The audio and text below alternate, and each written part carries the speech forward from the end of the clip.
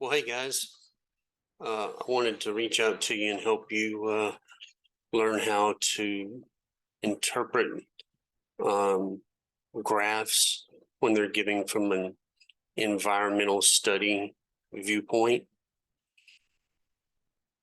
Usually these are a little bit more complicated in nature, but let's get rolling with this one and let me walk you through it. Okay. So this is one of the most intensive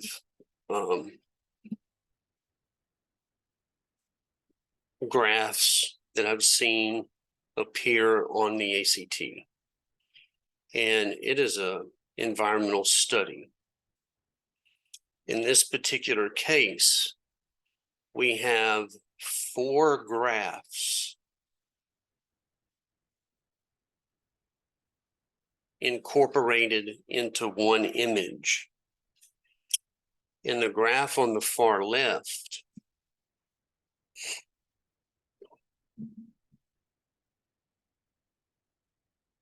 refers to TSI.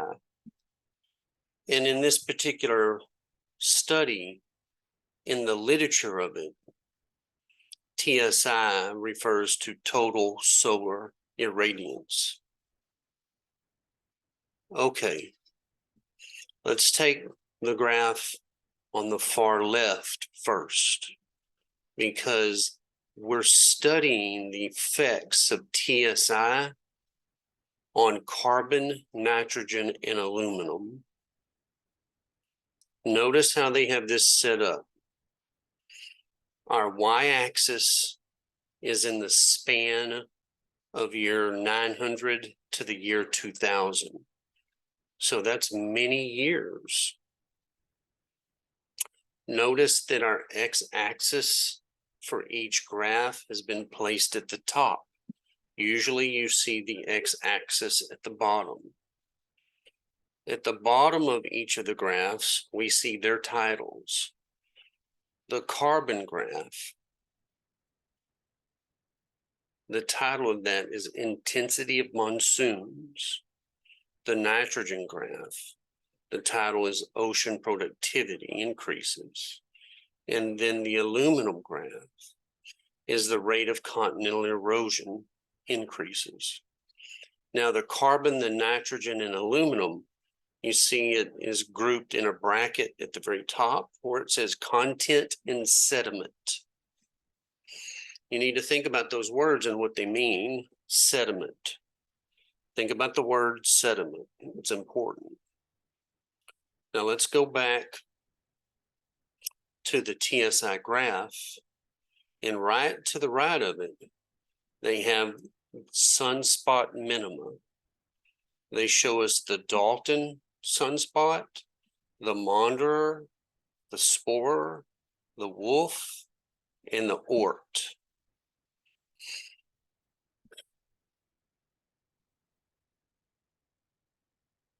To review the TSI graph, let's start at year 900. And notice in the medieval warm period, the TSI has variation in it.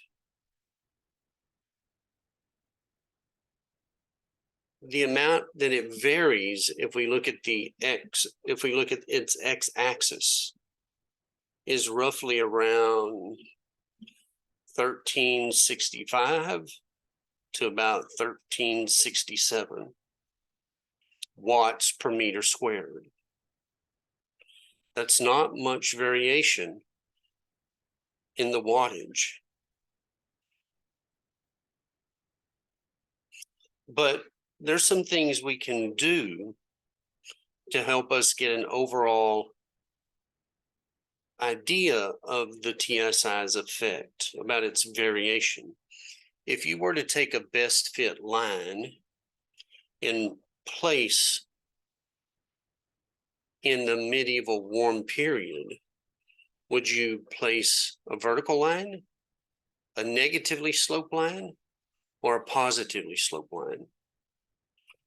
Well, I would place a vertical line here. I'm going to get back to the purpose of putting best fit lines in just a second. Look at the Little Ice Age time period. Would you put a negatively sloped line, a vertical line, or a positively sloped line, best fit line here? Well, in this particular case, I would put a positively sloped line. Now, how can we use those lines to help us give us extra information about the TSI? Okay. Referring back to the medieval warm period, if we put a vertical line here, that indicates that the TSI doesn't have much variation in it. But in the Little Ice Age, by putting a positively sloped line, that tells us from the year about 1410 to somewhere around the year 2000, we're seeing an overall increase in that time period of the TSI.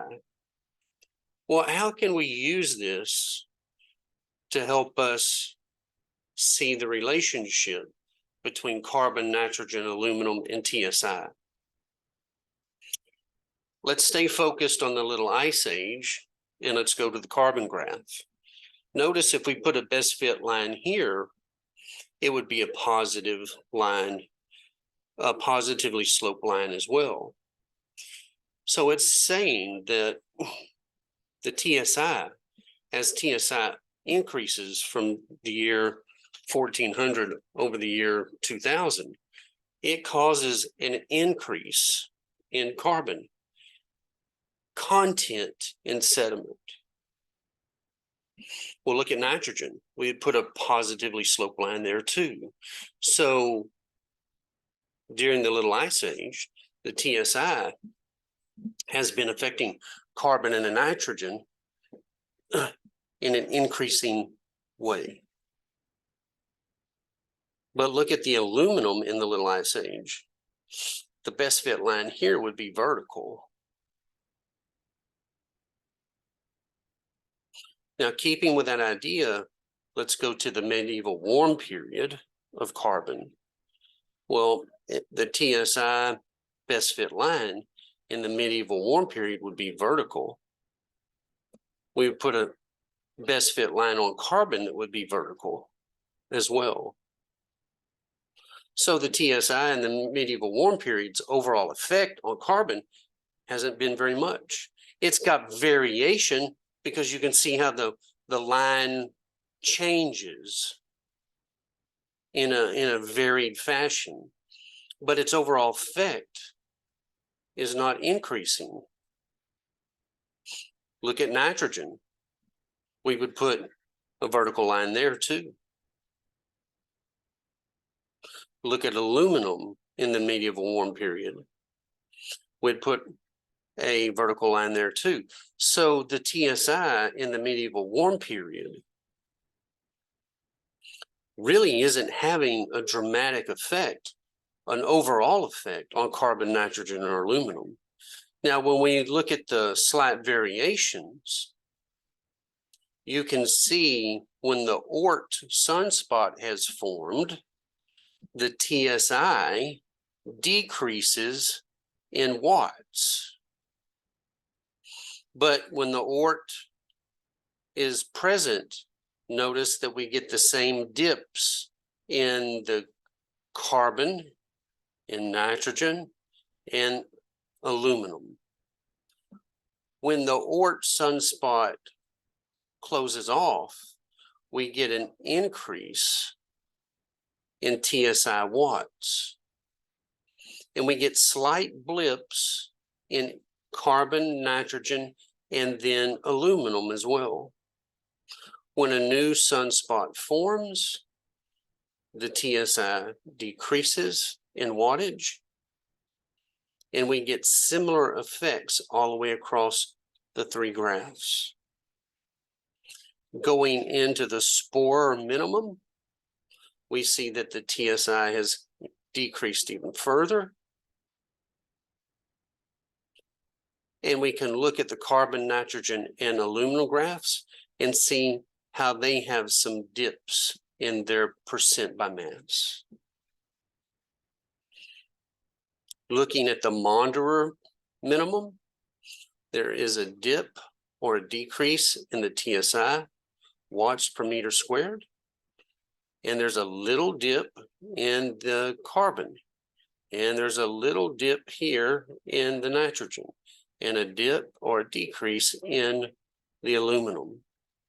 So the small variations